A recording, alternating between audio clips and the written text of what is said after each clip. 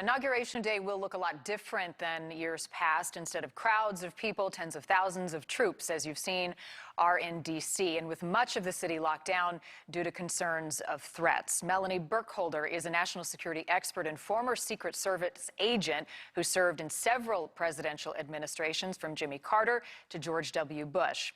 Earlier today, I spoke with her about the process of securing an event of this magnitude and vetting the people brought in to protect it.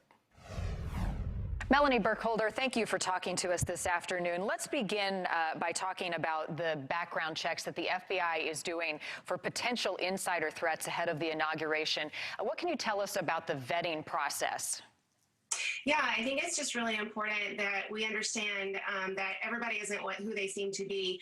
I recall being in charge of protecting the Madison Square Gardens during one of the previous United Nations General Assembly, and my NYPD counterparts got a big kick out of the fact that I made all of the New York Fire Department men and women go around my secure entry to use the bathroom, because just because they were wearing a fireman's uniform doesn't mean that's who they are. So this is natural protocol. It's procedural. They're going to be doing the background checks on those troops to make sure that everyone has the best intentions and will secure the event for Wednesday. So that's completely normal. Is it more challenging because we're talking about 25,000 troops just by sheer numbers? There's so many checks to do.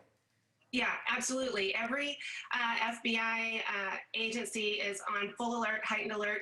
They're working overtime right now, as well as the Secret Service. And, it's really important that we look at this too collaboratively, because the Secret Service alone could not pull off a national special security event without the support of local and other federal law enforcement agencies. So we are doing the best work that they can. I firmly believe that the event will go off as planned, and we'll see it on the other side on Thursday morning.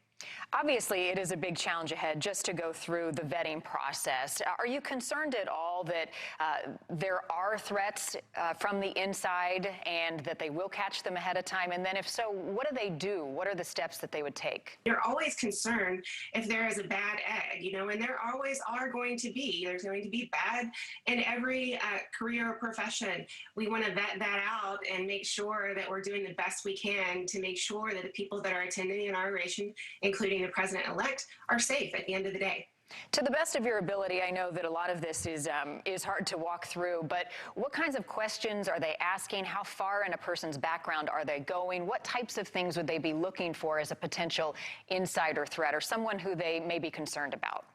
They're going to run it through the National Criminal Database System and find out if they have any outstanding warrants, or if they're on any particular lists that raise red flags, and then they follow up on those leads. Whatever determination they may interview, they may reassign, they may take the person off, they may have to make an arrest. What are some of the challenges in terms of security to prepare for an event like this?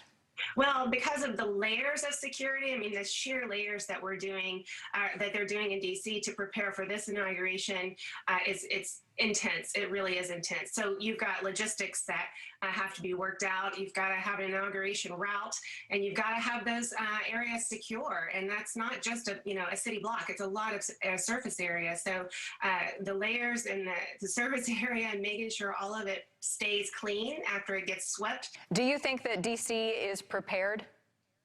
Oh, absolutely. Yeah. I think if they learned anything from January 6th, they learned that they should be prepared. This has to go off without a hitch. And, it's definitely my prayer that it does, and that we have a smooth transition of power on Wednesday. It'll be so important for the country to witness that.